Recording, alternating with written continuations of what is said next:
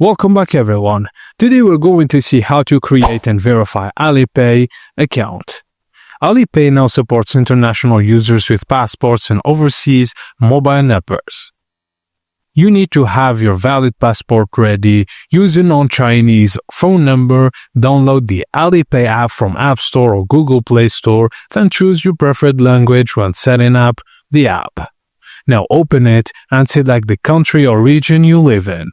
Enter your mobile number with your country code. This number must be active since it will be used for verification. Now agree to the user agreement and tap Sign Up.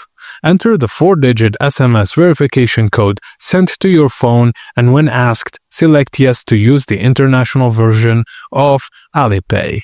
Now to verify your identity verification is required to unlock for full features. From the app home screen, go to the Me page.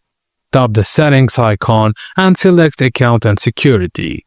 Tap real-time verification and follow the instructions to scan your passport or complete the facial recognition verification. Once approved, your account is verified. You can use Alipay without a Chinese bank card by linking international cards like Visa, MasterCard, etc.